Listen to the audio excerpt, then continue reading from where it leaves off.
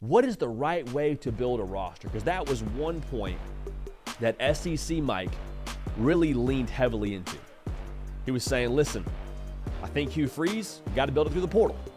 The high school recruiting side of things is great, but I think nowadays in college football, to win at a high level, you got to go portal. He said that he would have liked to see Hugh Freeze go out and get himself a portal quarterback, more or less. And so that kind of got me thinking about this topic, and here's where I stand on the portal as it pertains to how you should use it. To me, using the transfer portal in high school recruiting is a lot like going out to eat versus getting groceries. Like, you can be hungry, you can need talent, you go to the portal, you go out to eat, and it solves the problem in the short term. However, you and I both understand now it's only a matter of time to where you might be hungry again in the next few hours. Now what? Got to go back to the portal. Got to go back to the restaurant. Got to go drive through Chick-fil-A. God bless them. If you recruit through the high school level consistently, well then when you need talent, you've had this slow rhythm and flow of personnel that you've developed and put in position to be successful that you can plug and play right away. So you don't have to go to the portal. You don't have to go to the restaurant. You're in-house. You're at the pantry. You're just cooking in the kitchen. You're good to go is how I would view that. I would say this, though. I don't think SEC Mike is wrong when he talks about the need to use the portal in modern college football. I've been pretty vocal about this. I think the portal is now a tool that will either be used against you or used for you. Now, how you use the portal is a big question here because I think there's two major uses when it comes to maximizing the portal. The first use is it increases your margin for error when it comes to recruiting at the high school level. It doesn't mean you mail it in. It doesn't mean you say, oh, whatever with these evaluations, we're going to hit the portal anyway. No, you use the portal to your advantage. You go to the portal when you realize, hey, at the offensive line, we got to get better. Hey, at receiver, we got to get better. X, Y, and Z reason. We missed here. We got to be better here. Let's go to the portal and kind of patch that up and fix that.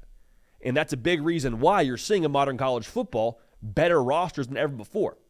Because teams are saying, okay, well, we maybe don't have a deficiency here, but we have an opportunity to get better here. Let's go out and get that top wide receiver, that top edge rusher, that top X, Y, and Z player to really up our talent level even more. That's another reason why I think you have to use the portal. Because we're in a day and age now where if you don't use the portal and you're having to deal with that greater or rather less margin for error, your opponent is able to win with a 70 to 75% hit rate at the high school level because they just go backdoor with the portal and they go fix their roster. Whereas if you're not using the portal, you have to shoot at like a 90, 95% hit rate to maximize your roster talent and be able to compete with the teams that are using the portal, if that makes sense. So that's the first, I think, use for the portal. Increase your margin for error at the high school level.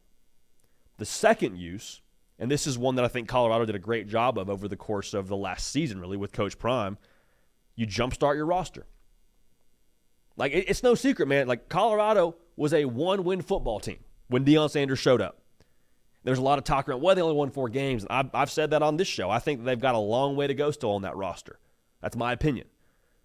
But at the exact same time, it would be foolish to walk in there as a head coach wherever you are and see a roster that won 1 game a season before or whatever that number is that is not up to par and say, okay, I can fix this. Yes, you can fix it, but how many wins is coaching really worth? And when I say coaching, I mean like X's and O's. I mean scheme and strategy.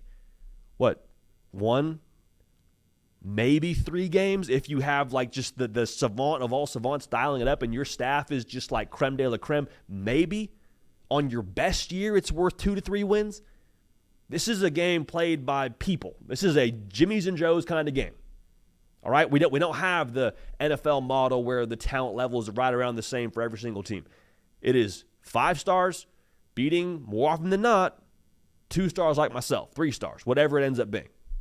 And so being able to jumpstart your roster and in the matter of a cycle have better level of talent, more competitive level of talent, that's what you have to do, especially for first-year head coaches.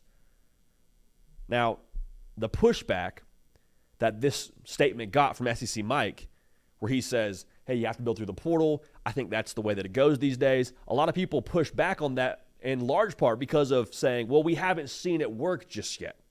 Haven't seen it work to a national championship, that is. And I'm sitting here saying, I mean, SEC Mike's got a point in the sense that, like, we've seen major improvement through the portal.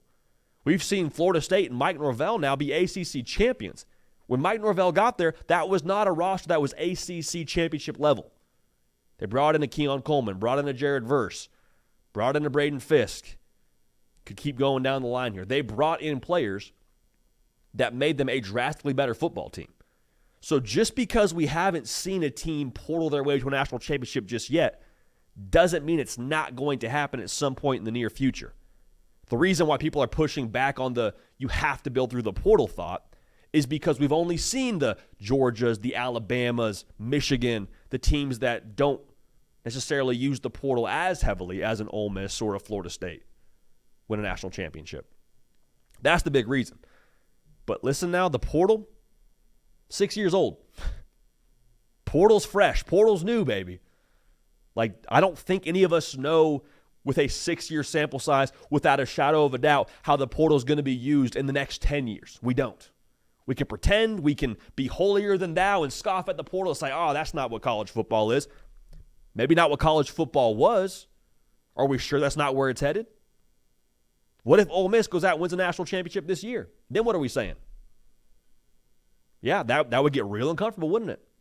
So I'm not calling my shot there on Ole Miss, but I do think it's worth noting that Ole Miss and teams like Ole Miss is just going to take one of those to break through the glass ceiling and win a national title, and then we're going to reevaluate this discussion around how much you should or shouldn't lean on the portal.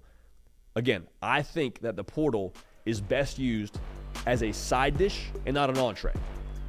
SEC Mike, though, I think he may be owed some apologies here if a team that's portal heavy goes out and hoists some big hardware. Just my 2 cents. Hey y'all, thanks so much for watching. Subscribe to the channel here to make sure you don't miss an episode of The Hard Count. Also be sure to check out other videos on the On3 YouTube channel.